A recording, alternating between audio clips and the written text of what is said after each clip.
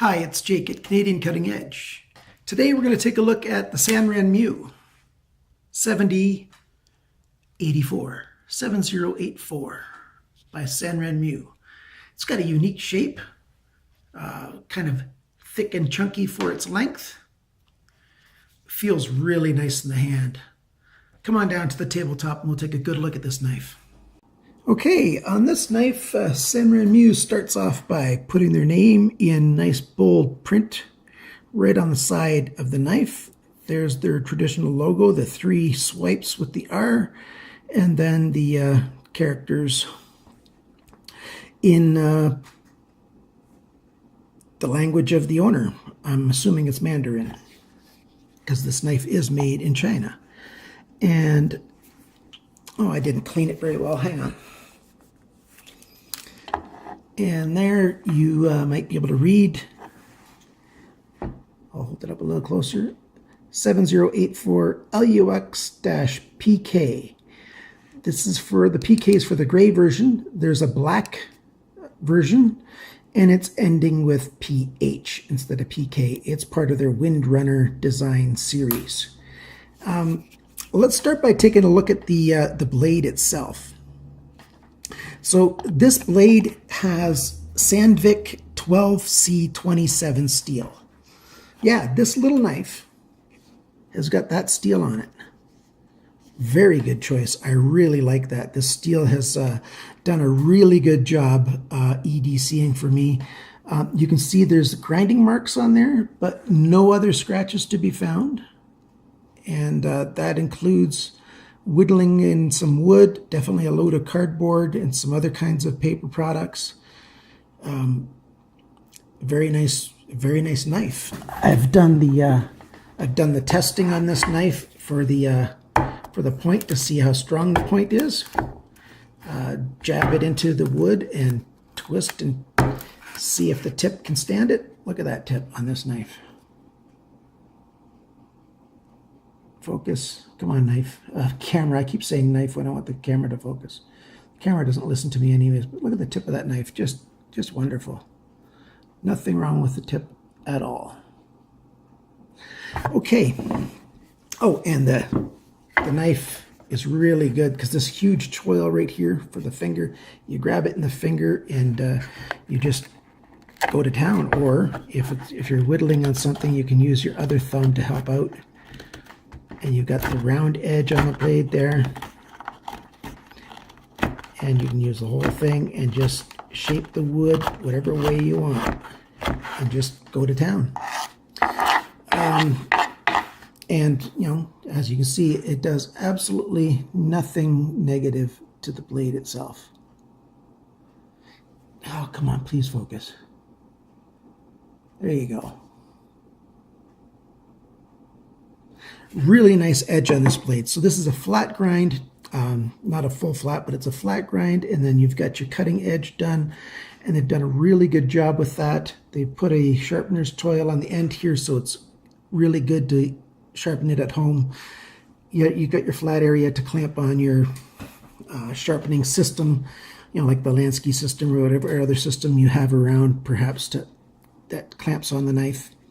There's some nice soft jimping on the top of the spine there where your thumb goes, and it really helps to hold the hand right and do some cutting. So you're close up to this blade all the time, no matter what, because of the nice length of it. It's like 2 3/4 inches. The very longest distance you can possibly measure is probably right on 3 inches. This knife is going to be, I believe, safe to use in jurisdictions where you need 3 inches or smaller. I think it's a good choice for that, unless you also need slip joints, because this one's got a nice little liner lock on it. The liner lock locks up the blades very tight, up and down, back and forth, nothing loose at all, and yet the blade is very loose when you've got it unlocked. It doesn't hold very tight, which makes it really easy to flick open this knife with your thumb. You just get started with your thumb and it just goes. No problem. I could just do that for a long time. I'm not as good with it with my left hand. There's no jimping needed on this liner lock right there to activate it. It's a nice, soft, easy to activate lock, and it locks up right around at about 30% right now. Yeah, it doesn't need to be any heftier than it is. It's hefty enough. You've got stainless steel liners that are not skeletonized that you know, you can see all the way around the outside holding this on, and you've got your PA66 with glass fiber reinforcement.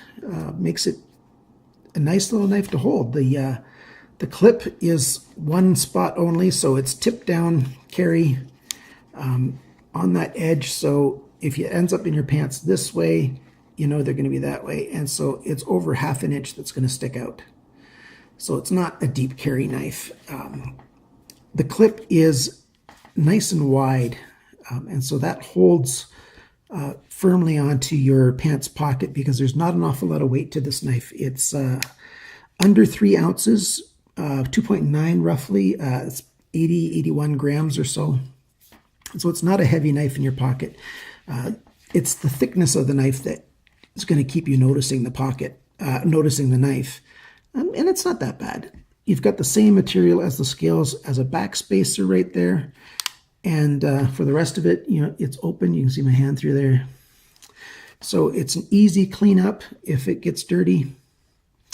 The lanyard has a tube there, so it'll be not difficult at all to get your paracord through there. It's a smaller hole, so your paracord might just fit, your 550 paracord.